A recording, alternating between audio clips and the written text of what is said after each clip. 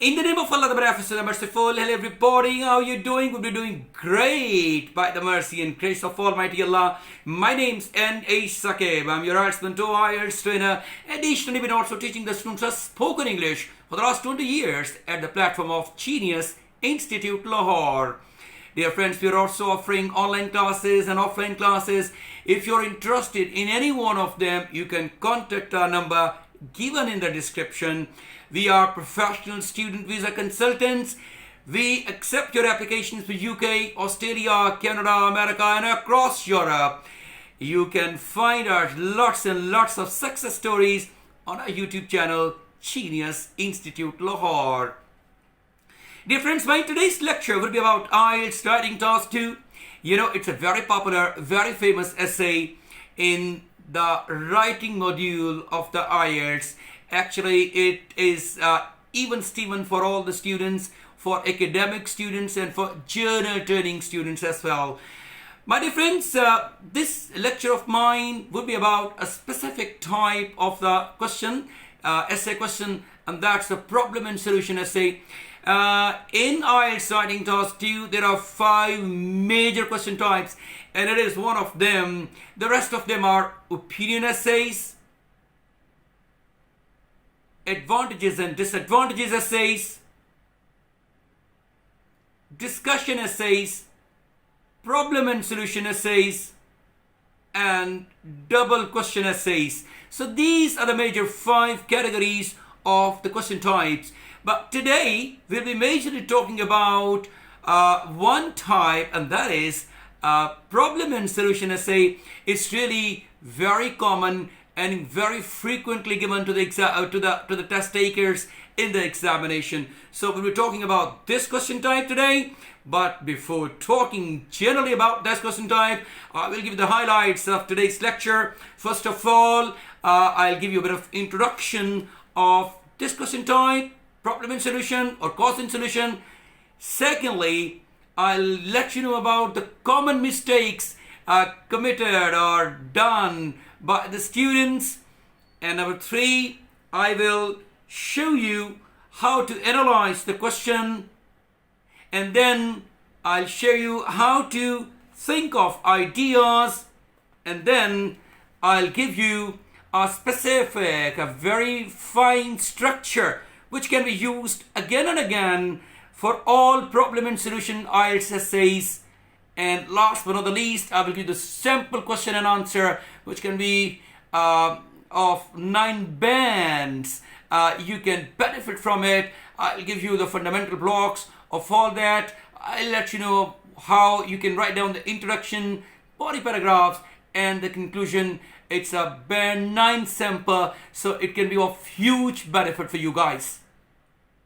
So let's get started and start talking about this particular question type, and that is known as problem and solution questions. They are very common in IELTS Writing Task 2 on the academic paper in particular, but they can also be given by the journal trainers, journal training students. Despite being very common, there is a lot of problems, and lots of untrained students actually fall an easy prey, and they actually misunderstand the question type and they write the wrong structure, and so they gave answer to the question wrongly. In this way, they lose lots of easy marks which they could have got otherwise. So this lecture of mine will look at some of the most important mistakes, or some of the most common mistakes, and take you through how the answer should be given, or step by step, or in the fundamental blocks later on. So what are the common mistakes? First of all, let us consider. Number 1 is lots of students actually are mistaken by the instruction words when the examiner asks you to write down the problems and solutions. So they start listing down the problems and solutions, and they don't focus on expanding their problem and solutions, and they keep on just writing more and more problem and solutions, and may think that it will benefit them or it will pay them off. But it is Otherwise, it doesn't pay them off, it doesn't reward them, and actually they don't meet the examiner's instructions given in the band descriptions, that they have to give an idea, then they have to give an explanation to the idea of the topic sentence, and then example should be given, quite relevant example should be given. So they mistake it, and because of this mistake, they write the wrong structure, and actually they don't meet with the requirement of the question, and in this way they fail in responding accordingly. So instead of writing one problem and then one solution and expanding on the problem and solution, they start listing down. The examiner does not want a list of all the problem and solutions you can think of. Please don't do this in the exam. Instead, the examiner wants you to pick one or two problems and solutions and then expand on them with explanation and examples. Explanation is important when you write down the topic sentence. Either it is a problem or solution, it will be the topic sentence in the body paragraph, and then you have to expand on it, give the explanation and examples accordingly. These are really important. Another problem which is associated with the test takers, with the students, with the candidates, is that actually the problems and solutions are not directly linked. What happens actually to the question? This is also another common mistake. Writing about problem and solutions that are not directly linked to the question. This is the problem. You have got to be working like a sniper, like a skilled military shooter who knows about his target. So similarly, the students are also expected to write like a sniper, like a shooter, a skilled military, shooter who knows about his target. The students must be knowing about the problems and their specific answers. Solutions should be given. So they should be directly linked with each other. Otherwise, you will not be pleasing the examiner and there will not be coherence and cohesion. So in this way, you will lose marks and examiner won't be able to give you good band scores accordingly. So they start talking generally about the situation, and this generalization is not required.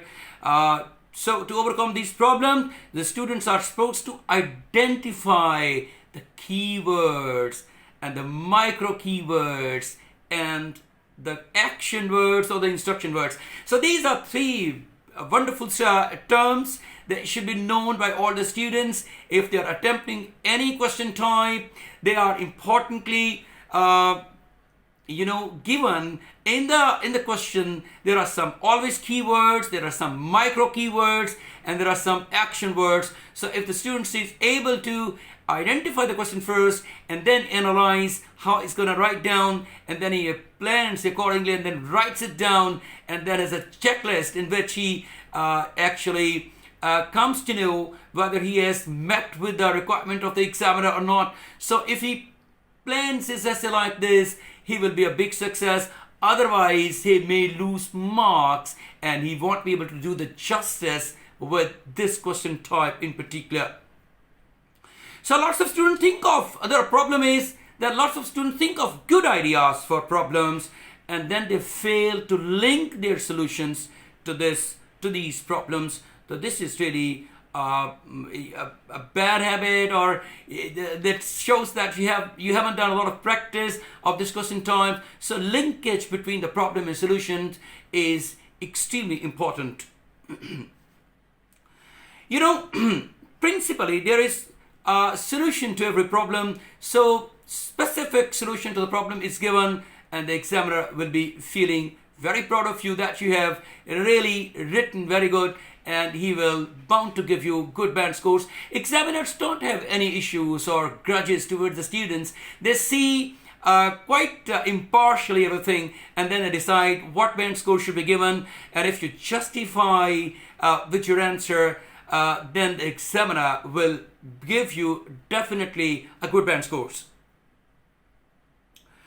Finally, there is also one more problem, and that is some candidates think of really good problems and really good solutions, but the problem is they are not able to expand on their answers with the specific explanations and specific examples.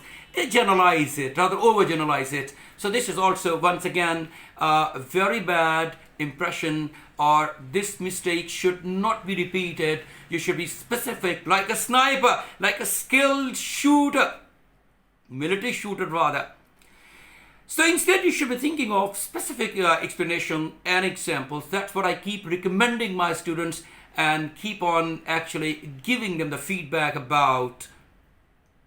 Now, the next important part of our lecture today would be how to analyze the question. For example, I have talked about the keywords, the micro keywords, and the action or instruction words. So what are these things, by the way? So we'll be talking about all that stuff in this part of the lecture. This is really one of the most crucial parts, analyzing the question, crucial parts of answering any IELTS writing. For example, if you've come across any question type, first of all, you should be able to identify it, which category it falls into, and then analyze it, how you would be writing it down, just trying to see the major keywords and then the minor keywords, and then about its section words, that what examiner wants you to do in that essay type.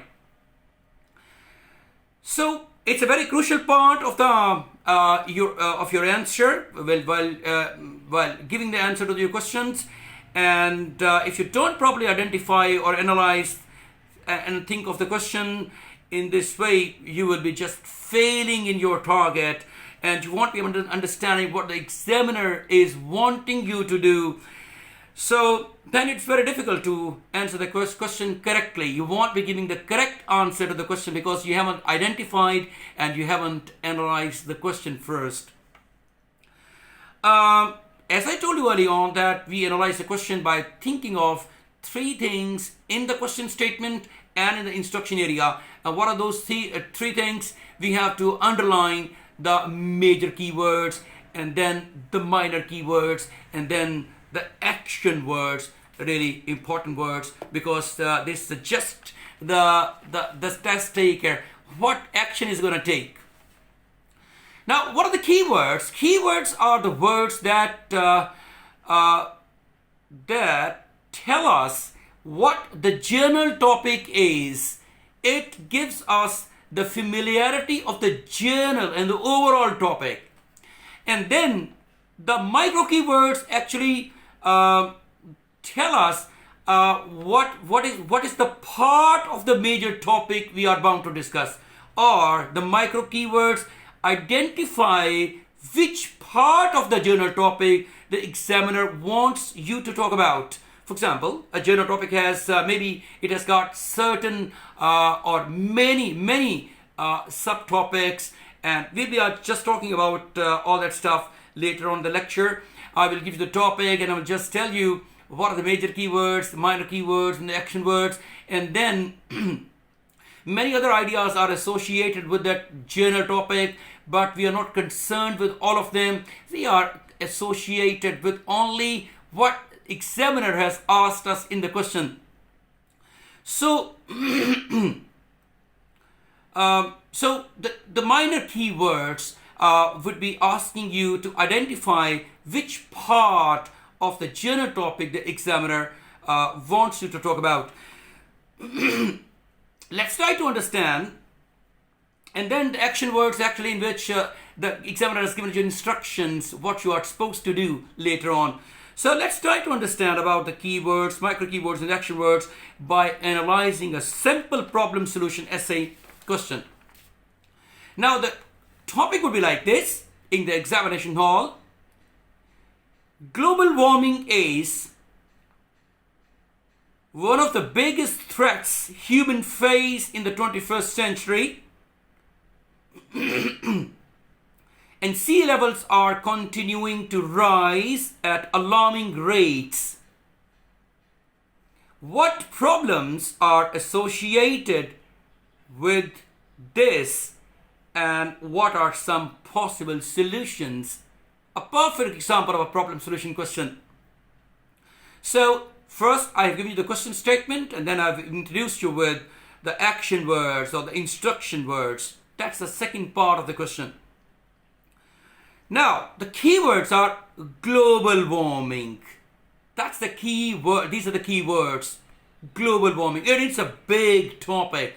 There are lots of topics, subtopics associated with global topics, but minor keywords will actually give us an idea what we should be writing in our answer. So global keywords, global warming, these are the keyword, or these are the keywords, but they are actually major words, or it's a general topic, but we are not supposed to write in generally about global warming. We have to understand what examiner is asking us to write down. So we do this if we have answered, if we haven't answered the properly understanding the question, so we will not be considered a successful student in answering the question. So we have to understand what he's asking us to do.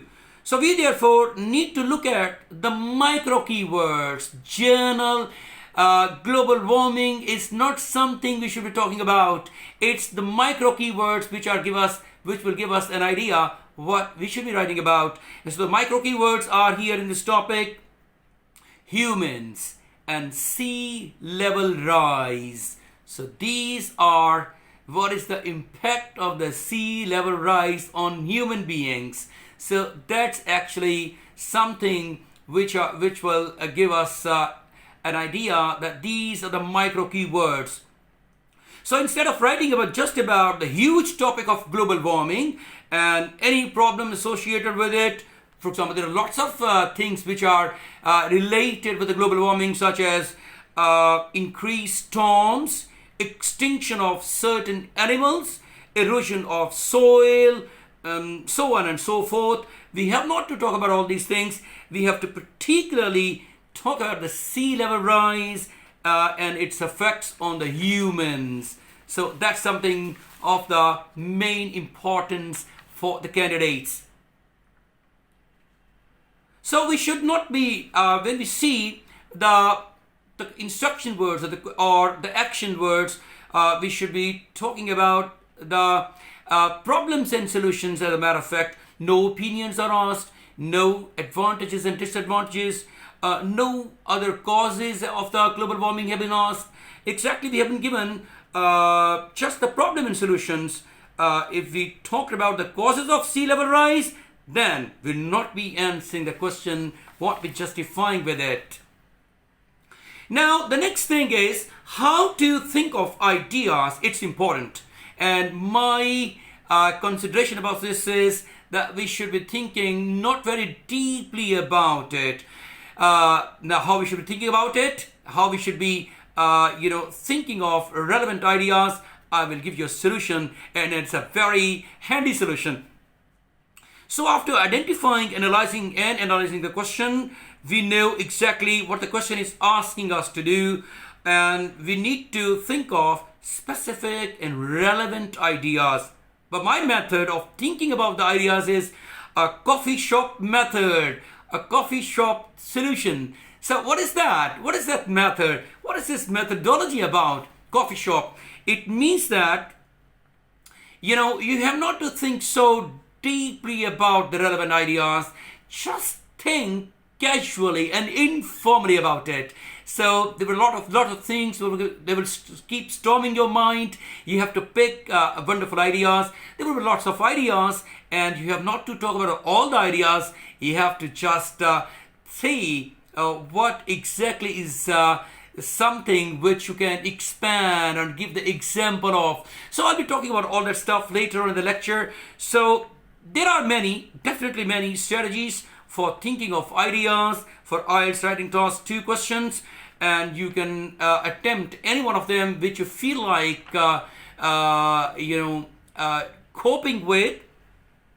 So, but for problem and solution questions, I like to use something called coffee shop method, And let's try to understand what is this method about. There should be no brainstorming, no mind mapping. So mind mapping, brainstorming, huge words. A lot of concentration is required for doing this stuff. So this is not something which is desirable here. In this particular question type, they take too much time actually, brainstorming, mind mapping, too much time. And sometimes you start thinking about irrelevant ideas. They are not required.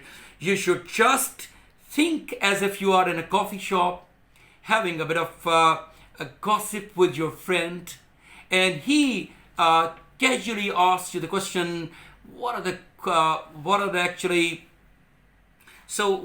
problems and solutions associated with sea level rise on humans? So what you will do, if you were talking to a friend about this, I'm sure you would have no problem thinking of at least 2 or 3 problem and solutions.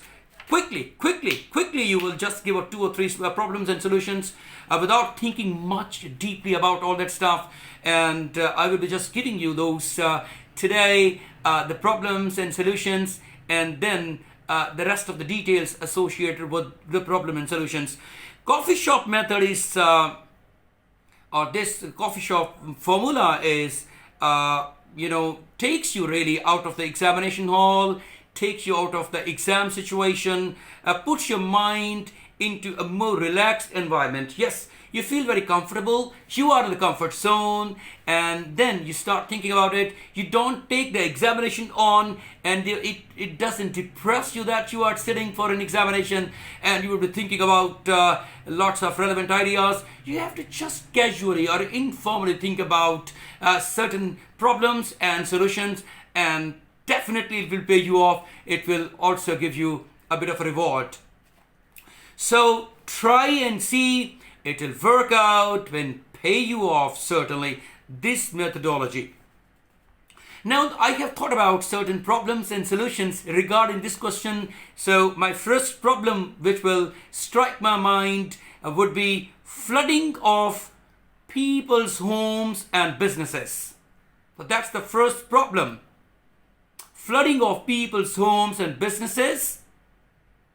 And its solution would be build flood barriers or move to higher areas.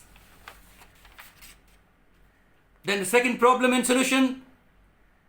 Second problem would be loss of agricultural land and starvation. And its solution would be switch to more suitable crops. The third problem would be displacement of millions of people. And its ideal solution would be move people in a planned and orderly way before the floods. Fourth problem would be groundwater undrinkable. The solution would be build desalination plants. So now you have lots of ideas regarding the topic. Now the question arises, what to select and what to reject. Now I would give you a very simple formula. You must select that problem and solution which you know more about. Or I always tell my students to pick the ones, that problem and solutions you know most about. That is the ones you can explain and give the relevant examples. Now my dear friends, now I'm going to give you a specific structure or the fundamental blocks. There are several different question types. There are 5 different question types in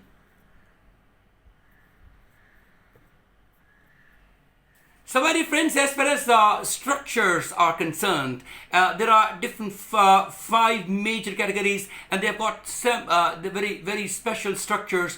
I have given you the lectures, I've recorded lectures, published them, and you can benefit from them. I have introduced you with different structures of all the SS kinds. Here, this particular problem and solution essay category has a 4 body paragraph structure. A very easy peasy. In the first, actually, you will be introducing it will be a kind of introduction, the first paragraph. The second will be about the problem. The third will be about the solution. And the fourth one will be about the conclusion. So it's a basic 4-paragraph structure which is needed for this particular question type. And I'll be just talking about all this stuff now in sentence by sentence building blocks, how this 4-body paragraph structure can be accurately utilized or can be handled accurately in sentences. At a sentence level, your structure should look like this. Number one, paraphrase question in introduction. Secondly, outline statement. These are the two statements in the introduction: paraphrasing question and outline statement. And second body paragraph, actually you will write down the problems. First of all, you will state problem in one sentence. It will be your topic sentence. And then you will explain what problem is, next sentence. And in the next sentence, you will write what is the result of the problem. And then you will give example. So in the second body paragraph, or you will be writing down 4 sentences. First, you will state the problem, then you will explain the problem, then you will write the result of the problem, and last but not the least, you will write down the example, which is important. And in the third paragraph, you will give the solution, and you will state solution. This will be your topic sentence, definitely. And then you will explain the solution to the problem, and then you will give example. So these are 3 sentences which are required for the third body paragraph, third paragraph overall. And then you will write down the conclusion, and a summary of main points in paragraph 2 and 3 is required for writing the conclusion. So you've got to summarize what you've written in paragraph 2 and paragraph 3, and then it will be your conclusion. But you've got to use the different words.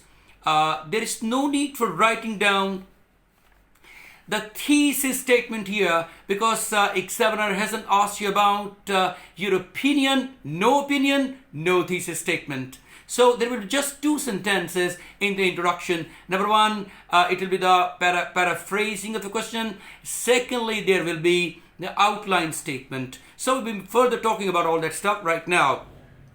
So in the introduction, sentence number 1, which is the paraphrasing of the question, it will be like this. And you know about the paraphrasing?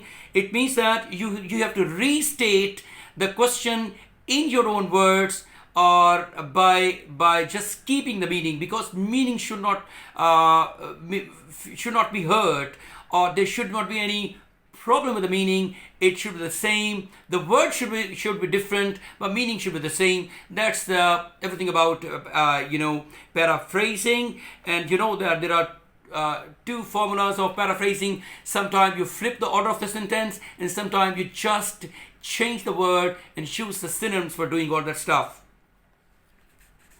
So it's paraphrased question, or the first sentence, which is known as the background statement, would be like this. Climate change is, you would see how the question words have been paraphrased. Climate change is among the principal dangers facing people this century, and ocean levels are increasing dramatically. Here now, after this paraphrasing, you have to write down the outline statement. It will be like this. And in outline statement, you know that you have to tell the examiner what you're going to write down in the rest of the essay in your body paragraphs. So that's the outline statement. It's important, really. So this essay will it will be the outline statement of the given topic. This essay will first suggest that the biggest problem caused by this phenomenon is the flooding of homes, and then submit building flood protection as the most viable solution. No thesis statement is required, as I told you early on, because there is no opinion on, so there should not be any thesis statement as a matter of fact. So I will give you now problem paragraph. In problem paragraph, after the introduction, you will write down 4 sentences. You will state problem, you will explain problem, then you will give the result of the problem, and then you will give your example. So the first body paragraph will be like this. The foremost problem, it's the problem, and it's the topic sentence as well. The first sentence of each body paragraph is known as the topic sentence. So the first body paragraph and the topic sentence will be like this. The foremost problem caused by sea level creeping up is the flooding of people's residences. Now the explanation part. Millions of people all over the world live in coastal areas, and if the sea rises by even a few feet, they will be inundated or overwhelmed or drowned with water and lose their property. The next sentence will be the result. Shelter is one of the most basic of human needs, and widespread flooding would cause millions of people to become homeless, not to mention losing all of their possessions. Now the example. The devastation brought about by this was clear for all to see during 2011 tsunami in Japan, in which millions of people were displaced. Now, the solution paragraph, that's the second body paragraph. Overall, it's the third paragraph. A possible solution to this problem would be to build flood barriers. That's a topic sentence and the solution paragraph. The first solution has also been mentioned here. Now the explanation. Explain how the solution will solve the problem. Flood defenses such as dikes, dams and floodgates could be built along coasts and waterways, thereby stopping the water reaching populated areas. Now the example. The Netherlands is one of the most populated areas in the world and also one of the most vulnerable to flooding, and they have successfully employed various flood defense systems. Conclusion. In conclusion, you will summarize what you have written in paragraph 2 and 3, and the problem and solution will be summarized. To conclude, stemming the rising tides caused by increasing global temperatures is one of the foremost challenges we face today, and it will ultimately lead to many of the world's cities being left underwater. But a possible solution could be to utilize the flood prevention techniques already used by centuries, already used by countries like Holland. Thank you very much indeed, my dear friends. It's the topic over now, and I hope you would have also noted down the major points and the key feature of this essay. It was actually lots of things which I've introduced in this lecture today, and I hope it will be sufficient for you to prepare for the examination. And if you would have recorded it, downloaded it, it would keep on benefiting you until or unless you appear in the examination. So I'll see you shortly with another question time. We wish you all the very best of luck and keep preparing yourself for your destination. That's the success of your IELTS. And after IELTS, you have to move abroad or you have to apply for immigration. Whatever you are aiming for, wish you all the very best of luck. God bless you all. Take care of yourself and bye-bye.